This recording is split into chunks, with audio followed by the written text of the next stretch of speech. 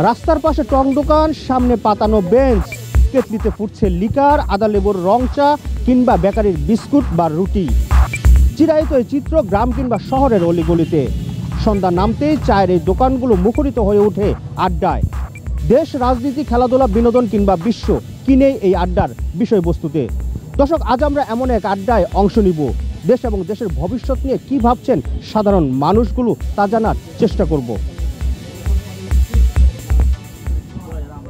কেমন আছেন আপনারা সবাই? কেমন বাংলাদেশ আসলে দেখতে চান?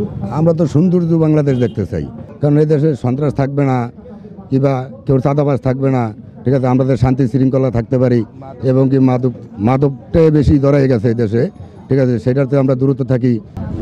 কেমন বাংলাদেশ দেখতে চান আপনারা? আমরা এই দেশ চাইতেছি সুন্দর বাংলাদেশ, যেরকম এই দেশকে সরসীনভাবে যেরকম চালাইতে পারে, দেশের যেরকম ক্ষতি যেরকম না হচ্ছে, এরকম একটা আমরা সৌন্দর্য একটা বাংলাদেশ চাইতে আছি। অনেক ধন্যবাদ আপনাকে।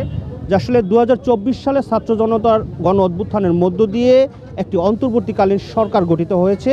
যে সরকার এদেশ বেশ কিছু সংস্কারের উদ্যোগ নিয়েছে, পাশাপাশি বেশ কিছু রাজনৈতিক দল কিন্তু আবার নির্বাচনের জন্য মরিয়া হয়ে উঠছে। আসলে সংস্কার না নির্বাচন, কি চান আপনারা?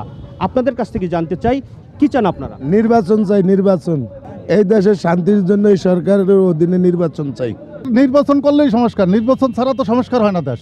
নির্বাচন নিয়ে তাদের ভাবনা কি, আর কেমন নির্বাচন দেখতে চান তারা, চলুন জেনে নেই। আমরা খুব সুষ্ঠু নির্বাচন চাচ্ছি, যেন সবাই যায়া ভোটগুলা তাদের সঠিক মতো ভোটগুলা দিতে পারে, কোনো হানাহানির জন্য না হয়। নির্বাচন চাই যে লেভেল ফিল থাকে, সকল দল যেন অংশগ্রহণ করে সুন্দরভাবে নির্বাচনটা হয়।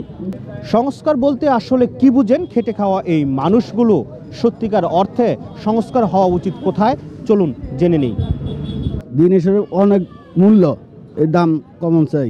সব জিনিসের দাম বেশি, দেশে চাঁদাবাজ বেশি, সন্ত্রাস বেশি, সব জায়গায় দুর্নীতি। এগুলো আগে ঠিক হইব, তারপর দেশ নির্বাচন হবে। সকাল থেকে রাত অবধি চলে এই আড্ডা। স্থান, কাল ও পরিস্থিতি ভেদে শুধু পাল্টায় মানুষগুলো। আড্ডার বিষয়বস্তু কখনো কখনো দেশের গণ্ডি পেরিয়ে চলে যায় বিদেশের গণ্ডিতে। সাধারণ মানুষগুলোর এই মতামতই কখনো কখনো হয়ে ওঠে অমূল্য। দর্শক, আজ এ পর্যন্তই।